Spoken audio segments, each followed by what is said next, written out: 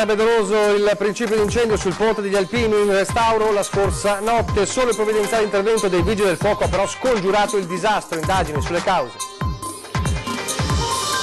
Caso navi, il ministro Toninelli alla Camera, trattiamo anche con la crocieristica per una soluzione, nuove polemiche, il question time con l'opposizione, intanto il Ministero stringe per nuovi criteri di riduzione crociere già da subito. Nel frattempo la disponibilità di Chioggia, l'ipotesi delle grandi navi, fa alzare la tensione con Venezia, il sindaco Brugnaro al collega Ferro dice agite come avvoltoi.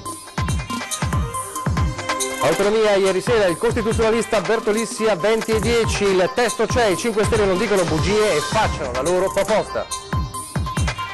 Delocalizzazione della Cnor in Portogallo, il lavoratore della Veronese Unilever che produce il dado in sciopero contro l'apertura della procedura di licenziamento collettivo di 76 dipendenti.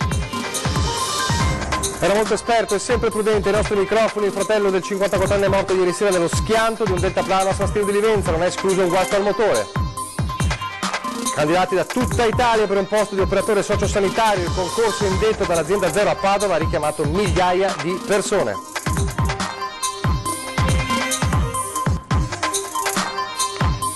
Telespettatori di Antena 3, buonasera, bentrovati. L'edizione del Veneto dei nostri telegiornali in primo piano. Torniamo a parlare della questione navi, Grandi Navi Venezia, dopo il dramma dell'incidente di domenica, in attesa degli sviluppi futuri e anche in attesa di quello che accadrà sabato quando i non navi manifesteranno a Venezia. Ebbene, oggi il ministro Toninelli era al question time alla Camera, non sono mancate le polemiche nemmeno alla Camera, ma ha rivelato di star trattando anche con la grande crocieristica sulle grandi navi per trovare una soluzione sulle grandi navi. Vediamo. Il Ministero delle Infrastrutture e dei Trasporti sta trattando con la grande crocieristica per trovare assieme ai privati una soluzione condivisa del rebus delle grandi navi in laguna. La notizia è arrivata durante l'odierno question time alla Camera e a darla è stato il titolare del Dicastero. In questo lavoro fatto, iniziato giugno 2018, nelle varie interlocuzioni del mio Ministero, ovviamente abbiamo parlato anche con i colossi di queste navi, colossi crocieristici, di queste grosse società crocieristiche, e con loro stiamo costruendo l'idea definitiva di un progetto che non abbia impatti ambientali, che non tocchi l'occupazione, che mantenga elevato il livello turistico, perché Venezia, mi pare scontato, debba tornare, perché non lo è più, il centro mondiale della crocieristica. I dettagli di questa trattativa rimangono al momento top secret, come pure la destinazione preferita dai privati e la tipologia di coinvolgimento di questi ultimi. Il question time odierno è diventato comunque terreno di scontro sul tema delle grandi navi, riaperto drammaticamente dall'incidente di domenica. 1. Serviva un incidente per convocare il comitato? Non poteva farlo nei mesi trascorsi? 2. La informo che il canale dei Petroli esiste già. La informo che il canale Vittorio Emanuele esiste già, necessita solo di alcuni lavori di adeguamento per quanto riguarda le profondità necessarie. La informo che il porto Marghera esiste già, così come esiste già la stazione marittima, e che quindi la soluzione prospettata dal Comune e dalla Regione, dal Comune, Città Metropolitana e Regione, è una soluzione che avrebbe bisogno di pochissimo tempo, pochissime risorse per essere attuata. In questo momento di grande concitazione sulle grandi navi in laguna tornano alla ribalta due temi che porteranno ulteriori polemiche. Da una parte infatti c'è l'ipotesi di riduzione del numero di transiti da parte della crocieristica tramite l'inserimento di nuove formule nel celebre algoritmo creato per regolare appunto il traffico lagunare. Lo chiede una riduzione stringente dello stesso Ministero dei Trasporti. Dall'altra c'è l'attivazione dei passaggi nel canale Vittorio Emanuele, che già in passato ha diviso amministratori, esperti e cittadini, e qui potrebbero passare però, almeno secondo le prime stime, solo 50 navi su 500, solamente le più piccole. La famosa sperimentazione che lo stesso sindaco Brugnaro, di cui ha parlato il sindaco Brugnaro dopo il vertice in prefettura della stessa domenica. E a proposito del sindaco Brugnaro, come sapete, l'ipotesi governativa più vicina alla realtà, o meglio, quella maggiormente in pole position, preferita diciamo dal Ministero dei Trasporti, da Toninelli, è quella di Chioggia, l'ipotesi di Chioggia. Ne abbiamo già parlato ieri, c'è un'apertura da parte del sindaco pentastellato, non a caso compagno di partito, di movimento, Alessandro Ferro. Ebbene, oggi si è scatenata nuovamente la polemica tra Brugnaro e lo stesso Ferro, ma non solo. Il problema è che cosa vogliamo fare di questa città, che cosa vogliamo che Venezia diventi da qui ai prossimi 50 anni. Vogliamo che continui ad avere un porto commerciale, vogliamo che continui ad avere un porto crocieristico o vogliamo dire basta, queste cose non sono più compatibili con questa città. La domanda posta dal prefetto di Venezia, Vittorio Zappalorto, è chiara e per una volta il problema non è l'assenza di risposte della politica, ma l'eccesso di risposte della politica. Nell'accelerazione sul dibattito grandi navi a Venezia, provocato dal disastro sfiorato domenica sul canale della Giudecca, si sono formati 3 partiti, l'un contro l'altro armati. Regione e Comune sono per l'ampliamento del canale Vittorio Emanuele e l'approdo a Marghera, il Ministero Infrastruttura e Trasporti è per la deviazione della crocieristica a Chioggia. 2 fazioni alle quali se ne contrappone una terza che vorrebbe tenere l'arrivo delle grandi navi fuori dalla laguna, a Lido o a Malamocco. La tensione è altissima. Alla festa dei Carabinieri di Venezia, Luigi Brugnaro e il sindaco di Chioggia Alessandro Ferro siedono a pochi metri di distanza con 2 stati d'animo diametralmente opposti. Il fermo sostegno di Toninelli per Chioggia ha acceso gli entusiasmi del sindaco dei 5 Stelle. Avevamo già sentito le associazioni di categoria che ben accettano l'idea della crocieristica delle grandi navi a Chioggia. Spero vivamente che il ministro Toninelli scelga Chioggia come sito ideale per portare la crocieristica per il prossimo futuro. Me lo auguro davvero. Sta qua a pochi passi da lei c'è il sindaco di Venezia, Brugnaro, gliel'ha detto? Adesso gliene parlo e glielo dico volentieri. Ma deviare le grandi navi a Chioggia non suscita in Brugnaro lo stesso entusiasmo di Ferro. Il sindaco di Venezia parla di avvoltoi e ricorda i posti di lavoro che si perderebbero nella sua città. Comunque va bene, lo dirà a tutti quelli che lavorano, 5.000 famiglie eccetera, insomma. Questo è il sindaco di Chioggia, va bene così. 5.000 famiglie spostate a Chioggia sarebbero e comunque rimarrebbe anche a Venezia una crocieristica. Per chi come la prefettura di Venezia è chiamata ad un ruolo di mediazione tra le parti, non sono questi i termini per arrivare ad impostare un dialogo che è inevitabile. Non bisogna fare una questione di Chioggia o di Venezia, bisogna fare tenere presente che gli interessi sono molto più ampi sia di quello che è il Comune di Venezia sia di quella che è il Comune di Chioggia. Non possiamo ridurre tutto a una questione di campanile. Questione di campanile, dice il prefetto di Venezia, e avete visto col sorriso amaro Brugnaro che diceva lo direte voi alle famiglie che perdono il lavoro. Questo a Venezia, ma a Chioggia dunque potrebbe arrivare la crocieristica? E se sì, cosa ne pensano i cittadini e i commercianti delle grandi navi a Chioggia? L'abbiamo chiesto. Fra le soluzioni che sono emerse nei giorni scorsi per risolvere il problema delle grandi navi a Venezia c'è quella di Chioggia. Siamo venuti qui a Chioggia a chiedere cosa ne pensano ai commercianti e alla popolazione. Sarebbe una grossa opportunità per Chioggia, visto che la nostra principale attività è il turismo, oltre naturalmente non dimentichiamo della pesca e dell'agricoltura, per cui per me le grandi navi sarebbe una grossissima opportunità per la città. Secondo me sì, è interessante la cosa. Un movimento a Chioggia, poi il turismo non farebbe male. Quindi bene le grandi Sì, navi? può essere sì, certo. Non è una cosa molto simpatica, crea il suo disagio. È un disastro, io non le farei venire sulle lagune venete, fuori con i barconi, arrivano a Chioggia, sbarcano ma non dentro la laguna. Se passano le navi grandi fanno una scia che distruggono tutto, anche la semina, distruggono tutto, non dovrebbero entrare quelle navi. Favorevolissimo, sia per il commercio che per dare un po' di movimento a questa città che sembra un po' ferma su se stessa. Io e lui eravamo contrari, quindi non vorremmo che le grandi navi entrassero all'interno né di Chioggia né di Venezia. Anche no, sono un po' un fastidio comunque perché danno anche fastidio al paesaggio, tutto l'insieme, per me possono anche andare da un'altra parte. Perché no?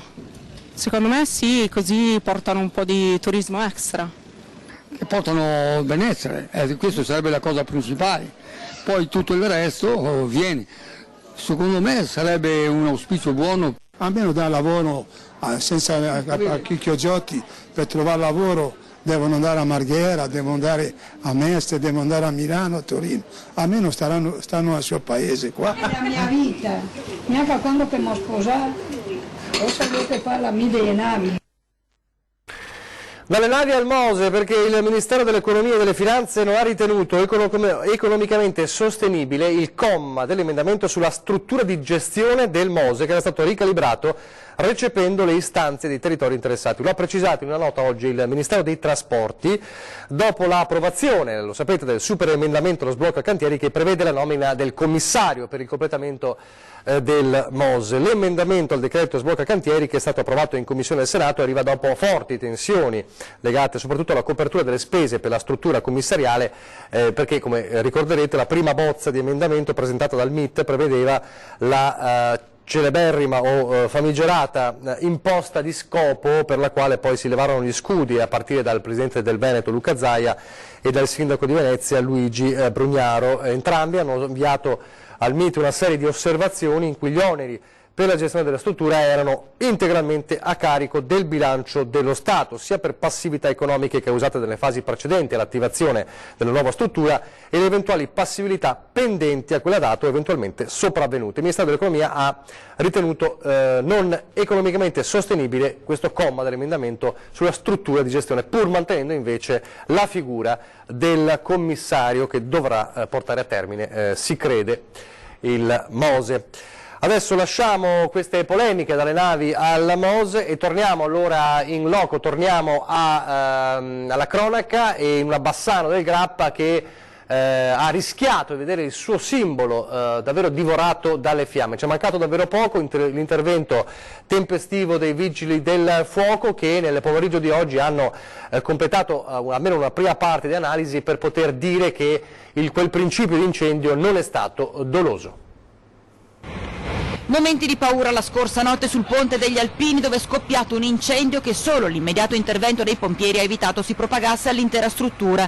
Un'ipotesi che in più occasioni era stata presa in considerazione durante i lavori di restauro e lo stesso ex assessore Campagnolo, lo ricorderete, aveva dichiarato al nostro microfono di aver dato mandato per il posizionamento di telecamere termiche per prevenire proprio disastri in caso di fuoco. Oggi per fortuna l'elettronica ci dà una mano importante, sono tecnologie sviluppate ultimamente che riescono a misurare, a infrarossi a misurare le variazioni di calore e che automaticamente segnalano poi eventuali situazioni anomale entro dei range preimpostati.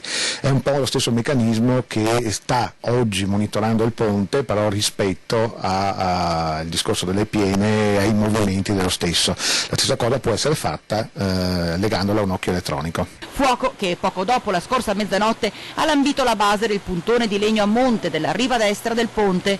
Scattata l'allerta ai vigili del fuoco che dal balcone della taverna degli Alpini con un getto ad alta pressione sono riusciti a spegnere il rogo evitando il peggio per una struttura reduce, come ben sappiamo, da un lungo e delicato intervento di restauro. Il ponte per tutta la notte e ancora in mattinata è stato chiuso per questioni di sicurezza. I vigili del fuoco sono tornati sul posto per i rilievi e soprattutto per cercare di capire l'origine dell'incendio. Torniamo alle polemiche sull'asse Venezia-Roma per parlare di autonomia. Oggi le parole del vicepresidente della Camera Ettore Rosato del Partito Democratico, che ha detto c'è molta opacità che riguarda l'impianto di una legge, quella sul cosiddetto federalismo differenziato, rispetto alla definizione di un quadro che riguarda tutto il Paese. Il problema non è cosa facciamo con il Veneto, ma cosa facciamo per l'Italia. Ha aggiunto Rosato, il Paese è uno e le risorse non sono infinite, se si prende da una parte per dare all'altra, per qualcuno ci saranno meno risorse, quindi nuove polemiche, nuove parole critiche sull'autonomia, questa volta da parte del Partito Democratico e non dai Movimento 5 Stelle. Intanto ieri sera il professor Mario Bertolissi, costituzionalista che fa parte del pool della Regione Veneto per portare a casa l'autonomia, era ospite di 20 e 10 e si è rivolto direttamente al Movimento 5 Stelle, che dice che il testo dell'autonomia non c'è o è scritto male, afferma il falso. Il dubbio, ha detto, è che loro sappiano veramente scrivere. Sentite le sue parole. Intendiamoci, non ho nessun problema ad affrontare il contraddittorio con chiunque. Tutta questa vicenda è caratterizzata dal fatto che si susseguono luoghi comuni destituiti di ogni fondamento. Allora, un ministro dice, mai visto? Va bene, siamo allo stadio zero che di riflesso l'interlocutore, chi non sa, chi a casa, chi lavora ogni giorno, chi ha altri pensieri, pensa questo. Le regioni che si fanno avanti in realtà non hanno fatto niente, chiedono e basta, non abbiamo visto nulla, quindi di che cosa volete che ci occupiamo? Dall'altra parte c'è un altro che dice è scritta male, a parte il fatto che io mi permetterei, so tenere la penna in mano, vedete che ho la penna in mano? Ecco, potrei dubitare che qualcuno... si è offeso. No, io potrei dubitare che qualcuno sia capace di tenere la penna in mano oggi. Lei sa perché digitano dalla mattina alla sera, non sanno neanche avvitare una vite, perché questo è quello che ti dicono essendo abituati. Ma il problema è che questo dopo influisce sul pensiero. Certo. Ecco, e allora io mi limiterei, dovete mettervi d'accordo, perché non è che entrambi o ha ragione l'uno o ha ragione l'altro, avete torto entrambi. Perché il primo afferma una cosa che non è vera, il secondo non l'ha comunque letto. Io avevo sempre suggerito, scrivete il controtesto, perché se scrivete il controtesto poi prendiamo anche noi la matita rossa e blu e cominciamo a segnare gli errori che fate, ha capito? Perché altrimenti da una parte abbiamo chi lavora, chi produce, chi ti sottopone il progetto, dall'altra parte hai uno che ti dice solo che non va bene. No, non funziona mica così. Se non va bene questo progetto, mi dai il tuo progetto, che dopo vediamo se il tuo progetto va bene. Certo. Ci siamo capiti? Tant'è vero che io ho sollevato anche il dubbio che sappiano scrivere. I lavoratori dell'Unilever di Sanguinetto in provincia di Verona sono scesi in sciopero da stamane contro l'apertura della procedura di licenziamento collettivo di 76 dipendenti per l'intera giornata. Questo sciopero con un presidio davanti allo stabilimento dove si vengono prodotti il dado Knorr, ma anche confetture e risotterie, che occupa 161 persone. Un anno fa Unilever Manufacturing Italia aveva chiuso un'avvertenza per 28 esuberi. I sindacati CISL, CGL e UIL puntano il dito contro la politica industriale della multinazionale che, nonostante la riorganizzazione dello scorso anno e il forte aumento dei carichi di lavoro, ha deciso senza alcun preavviso la delocalizzazione in Portogallo della produzione del dado Knorr e il licenziamento di 76 persone.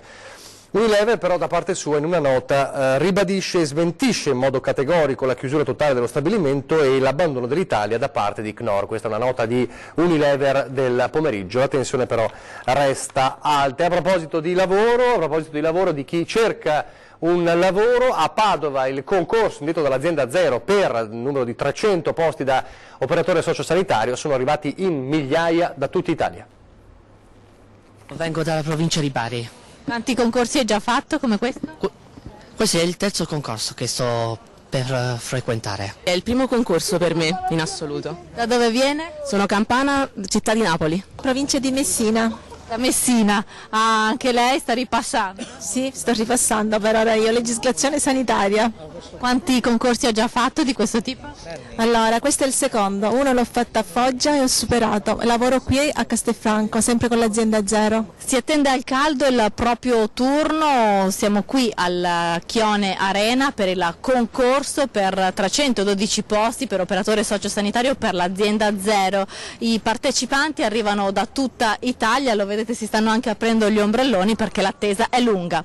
Si entra a Scaglioni e mentre si aspetta fuori l'ansia cresce, c'è anche il chiosco con panini e bibite fresche, si ripassano gli ultimi argomenti, ci si fa aria con un ventaglio, si prova un quiz. All'ultimo momento, quindi non si sa come andrà a finire. Da dove venite? Io da Salerno. E lei? Sicilia. E te? Anche Sicilia. Insomma, 12.000 persone per 300 posti, avete un po' di paura? Un pochino. A che quota siete arrivati di concorsi? Io ne ho fatti con questo 7. Sta ripassando?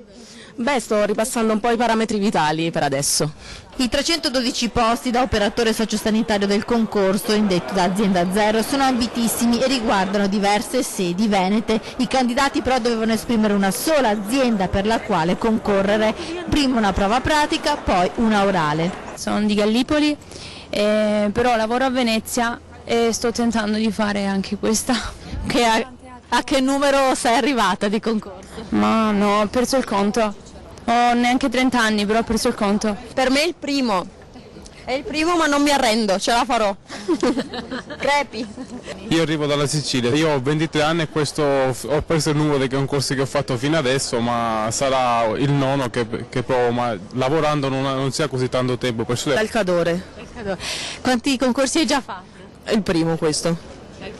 Hai un po' di timore perché ci sono... Sinceramente no, va come va, se siamo fortunati passiamo, altrimenti purtroppo qui vedete quanti siamo. C'è anche chi non è qui per il concorso ma semplicemente come supporter. Ho accompagnato mia moglie e lui sua moglie. Da dove venite? Io sono campano, lui è pugliese. Scaramanzia parte, in bocca al lupo a tutti. Adesso una brevissima pausa pubblicitaria.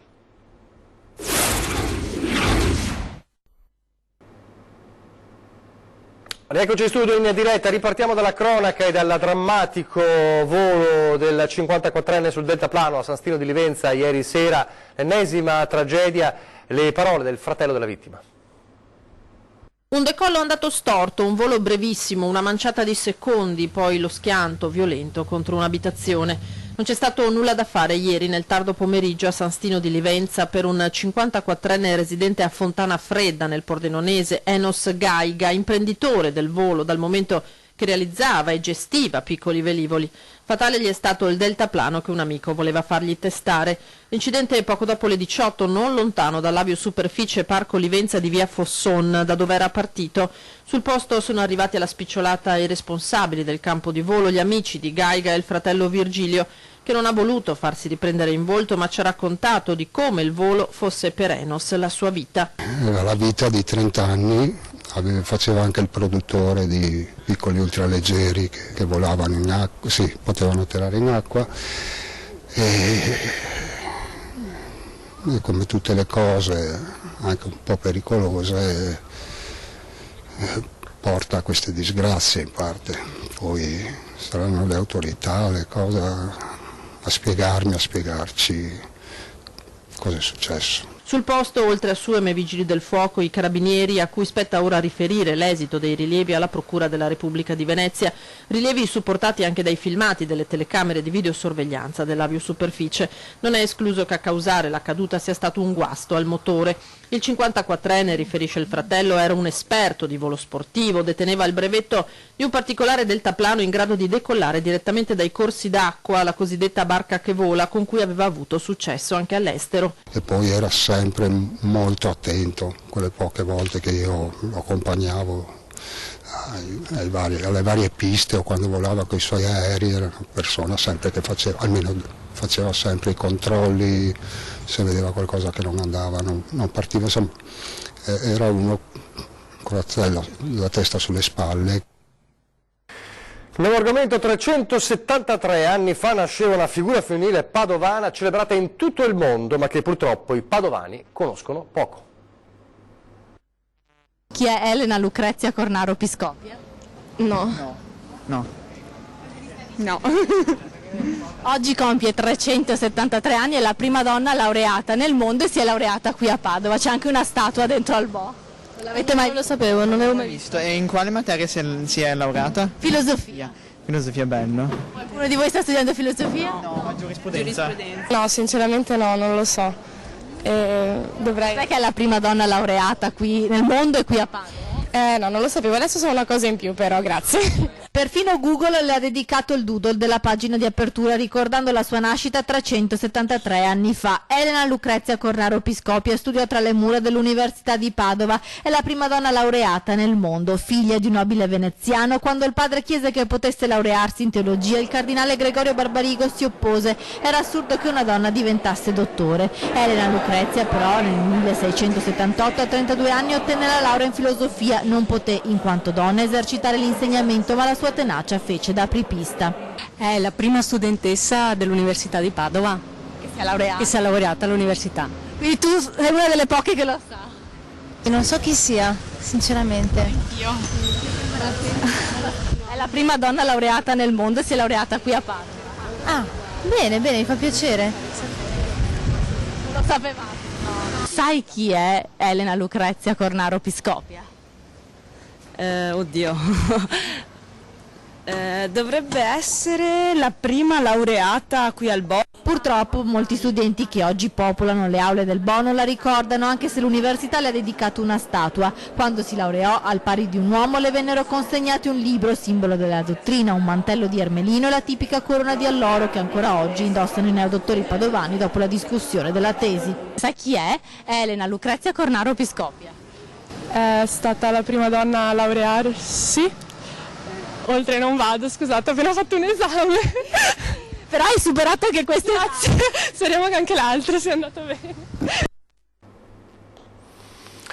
A 20:10 questa sera un racconto terribile, ospite di Ferdinando Avarino, Andrea Tonello e l'avvocato Chiara Balbinotti. Il caso, abbiamo raccontato già, quello di Chantal, la bimba rapita dalla ex compagna ungherese dell'imprenditore padovano, quindi rivivremo con lui di questa sua battaglia per trovare questa bambina. E adesso le previsioni del tempo. Grazie per averci seguito, arrivederci.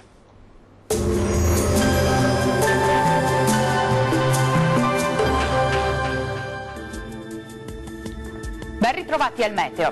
Gli strascichi di una perturbazione raggiungono parte delle nostre regioni, dove sarà possibile anche qualche precipitazione, ma vediamo la situazione nel dettaglio. Sul Veneto sarà ampiamente soleggiato su tutti i settori al mattino, dal pomeriggio però nuvole in aumento un po' ovunque, con qualche possibile rovescio, meno probabile tuttavia sulle aree costiere.